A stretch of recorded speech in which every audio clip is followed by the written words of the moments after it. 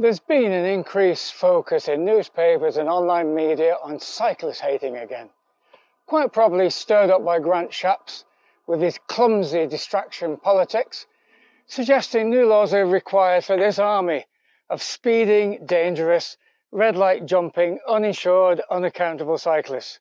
In doing so, he's stoked up the bloody cyclist fire again. This video is not an attack on motorists. I am one, and so are most cyclists. Because of this, you'll never hear a cyclist who's nearly been killed by a reckless overtake by one maniac motorist say all drivers are dangerous and shouldn't be on the road. And here lies one reason why it's often difficult to have a harmonious debate on these issues. Most motorists are not cyclists and therefore only ever experience one side of the issue. It's not a criticism, it's just a fact. And all I ask is that motorists maybe use some of the facts and statistics in this video to perhaps help think again about where the priorities lie for making roads a safer place. If the issue is safety, consider this as proof as to why this has been an overreaction. And this does not excuse, by the way, the reckless behaviour of any cyclist who's ever been responsible for the death or injury of a pedestrian.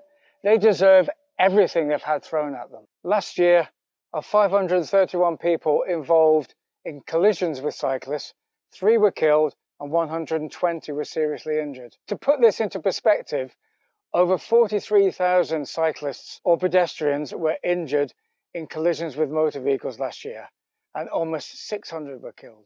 These are facts, not opinion. I was driving bang on 70 miles per hour on the motorway 3 weeks ago, and at one stage, every single vehicle around me was overtaking me.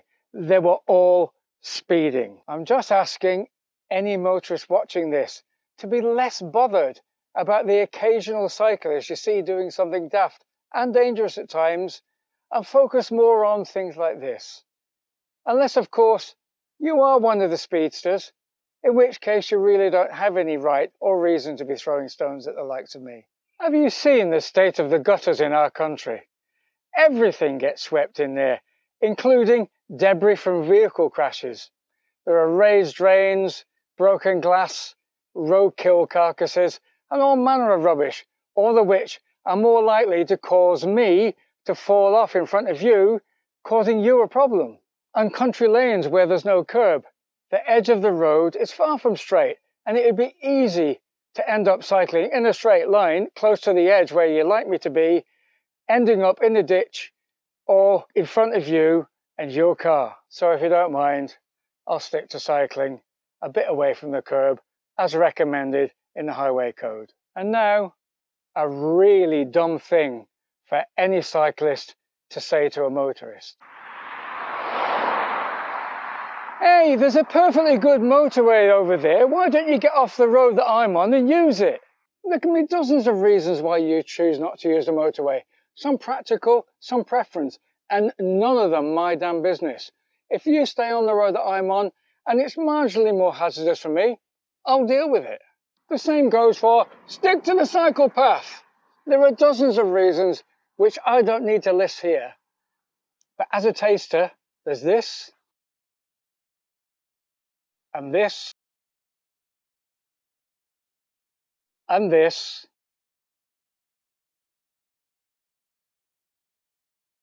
and this.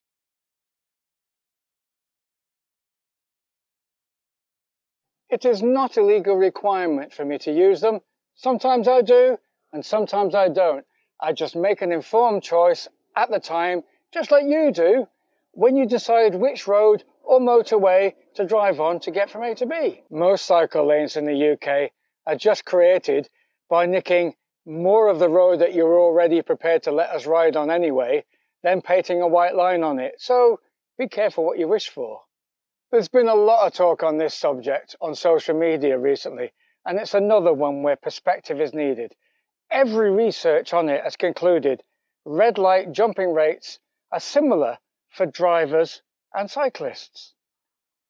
So it would be wrong for me to just show you a video of cars jumping red lights and a photo of loads of commuting cyclists patiently waiting at red traffic lights. So here's a good comparison video.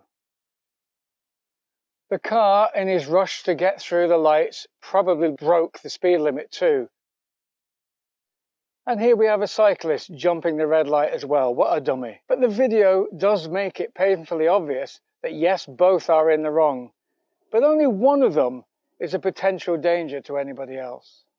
So we can conclude this section by saying cyclists do not drive through red lights.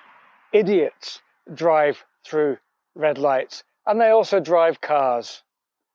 And the person on the bike who did it probably drives his car just as irresponsibly and is way, way more dangerous as a result. Bicycles not being immediately as identifiable as a car is a fair comment. But when you consider the size of the issue, should it be pursued as Grant Shapps hinted at before retracting his comments when questioned? This is a quote from the Department of Transport just a few years ago. It had already been ruled out by his own governing party, and given we've hopefully established reckless driving of a 2-ton vehicle is more dangerous than reckless pedalling on a bicycle, I think we should stop getting hot under the collar about this and think about the consequences of 719,000 vehicles on our roads last year that evaded tax, and around 1 million uninsured drivers on the UK roads last year.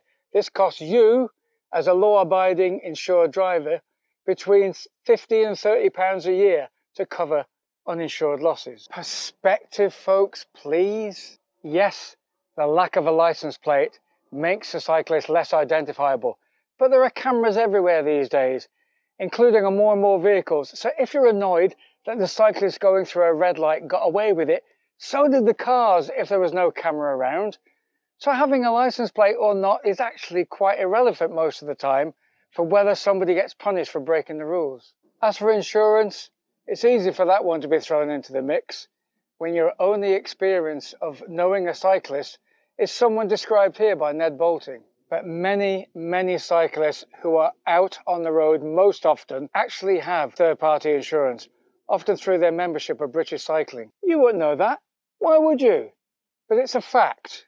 And so it's not really a fair argument to blindly say cyclists are riding around without insurance. How often have I heard, cyclists, they think they bloody own the road? If I was being pedantic, I'd point out that the only roads ever built solely for engine-powered vehicles are motorways. Roads generally were built for horse-drawn vehicles and bikes. So as a cyclist, no, I don't think cyclists own the road, but as a motorist, I'm glad they and horse riders are comfortable sharing the road with me in my car, because they were here first. Like most of these things, we're not doing it to annoy you. Believe it or not, when a cyclist is on the road and doesn't have the protection of a solid metal shell like a car driver has, we actually don't want to get involved in an accident, as we're guaranteed to come off worse. Riding two abreast is recommended in the highway code to keep cyclists safer. And most often, if it's done properly, it doesn't affect other road users. When me and my mate ride side by side on a wide, 2-lane, straight, quiet road, and as happens occasionally, a car zooms past, often too fast, beeping his horn and shouting abuse. Quite frankly, he's an idiot. Just as much as an idiot, though, but not as harmful, other than to the motorist's temper. Two cyclists riding two abreast in a smaller lane when the only way the car can give them 1.5 meters is if they singled out and they refuse to do so. They're idiots. But it's not all motorists getting angry at me and my mate, and it's not all cyclists refusing to single out when it's required. And here's the thing. Two cyclists side by side going at normal cycling pace are no wider or slower than a tractor. And guess what? Farm tractors do not pay vehicle excise duty, and are not required by law to have insurance. Now, is there an angry anti-tractor lobby I've not heard about? It's a deal. When you get out of your car to shout at me, I won't criticise your choice of dress. So my choice of clothing on my bike is actually none of your business. There are loads of reasons why cyclists choose to wear lycra, but I won't go into them now because they're quite irrelevant to this argument.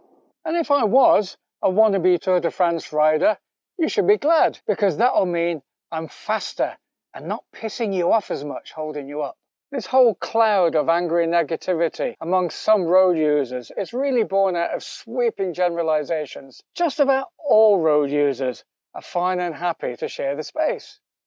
But on a ride where I perhaps see hundreds of cars, I naturally remember the one arrogant fool who almost hit me with his wing mirror as he passed. I don't then go on a bloody car driver's rant. That's probably because I am a car driver.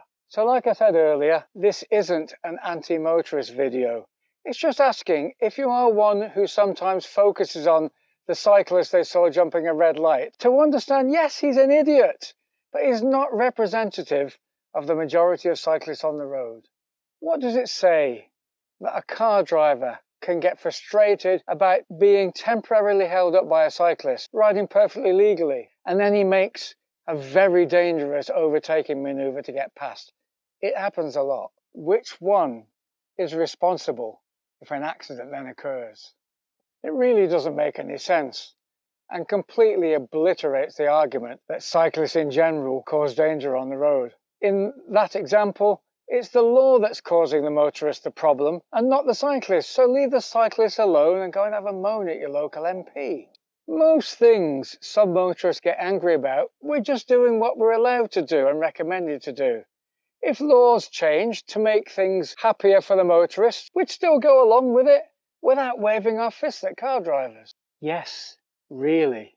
Not one single cyclist condones any of the bad practices motorists complain of. A cyclist who jumps a red light is a reckless idiot, a fool, a jerk. But the motorist who jumps a red light is a very, very dangerous idiot. They're both wrong, but one has more devastating consequences than the other, and that's pretty easy to understand. So let's just get it all into perspective.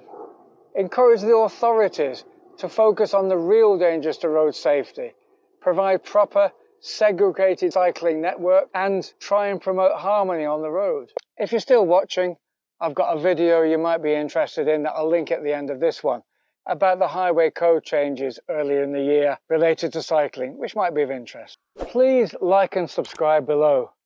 And whether you're a cyclist or a motorist or both, please comment below if you've got anything to add, but let's keep it friendly, eh?